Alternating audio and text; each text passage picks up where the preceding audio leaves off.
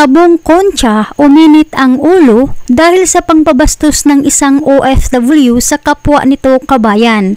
Kaya kung isa kang OFW kabayan, dapat mo ito malaman dahil napaka-importante po ng bagay na ito na magagamit mo kapag makaengkwentro ka ng mga tarantadong tao tulad nitong isa nating kababayan OFW na napakabastos sa kapwa niya. Pero bago tayo magpatuloy, huwag kalimutan i-like, share, subscribe at pahit na rin ang kampana for more upcoming videos. Salamat!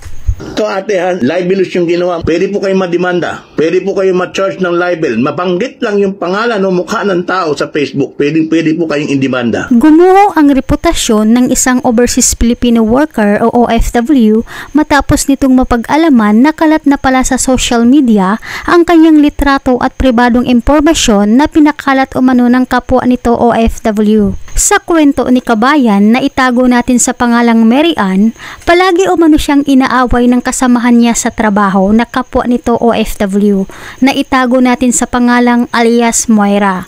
Bukod umano sa pang-aaway, palagi rin umano siyang nilalait, tinatarayan, iniirapan at pinandidirihan na halos sagad sa buto ang galit nito sa kanya. Ultimo ilong daw nito ay nilalait, sinasabihan umano itong pango at taga-kuskus lang ng CR. Kwento pa ni Mary Ann, tinitiis umano niya ang lahat ng masasakit na salita dahil sa umiiwas umano siya sa gulo. Ngunit laking gulat na lang umano niya dahil sa kabila umano ng pananahimik niya sa hindi pagpatol ay nakaya pa rin siyang siraan sa social media.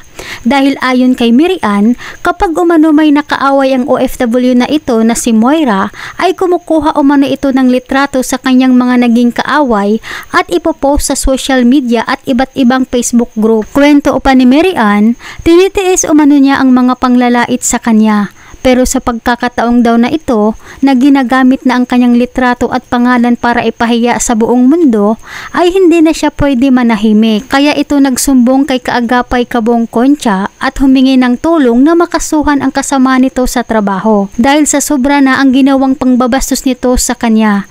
Kahit nga si Kaagapay Kabong Concha na isa sa mga nagsiservisyo at naglilingkod sa mga OFWs ay binastos. Hindi rin nakaligtas sa pagkasalbahi ng OFW na ito. Tinawag ba namang baboy ang ating Kaagapay Kabong Concha? Proud ako kung ano yung itsura ko ngayon. Bata ba ako? Proud ako.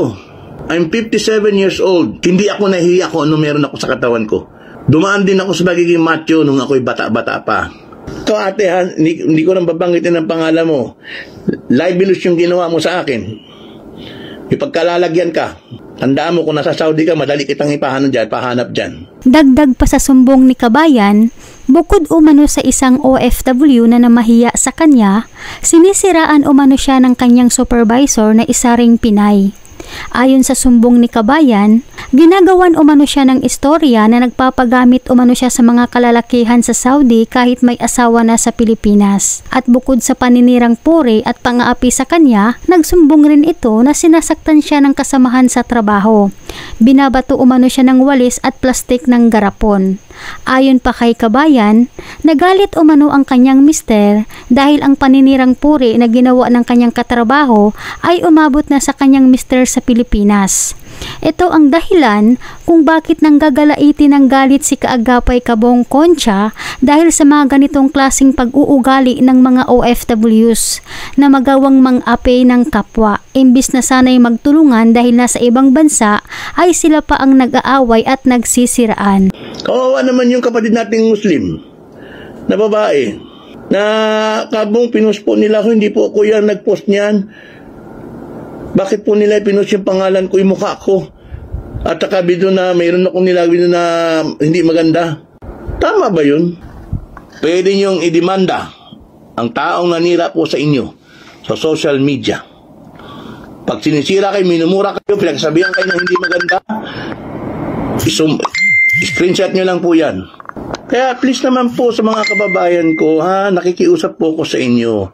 Huwag po kayong manira ng kapwa. Tandaan ninyo, ang paninirang puri po, may katapat pong parusa yan. Hanggang dito na lamang po mga kababayan, sana'y nakatulong sa inyo ang mahalagang impormasyon na dapat ninyo malaman bilang isang OFW. At lagi nyo pong tandaan ang mga paalala ni Kaagapay Kabong Concha dahil ang lahat ng iyon ay makakatulong sa inyo.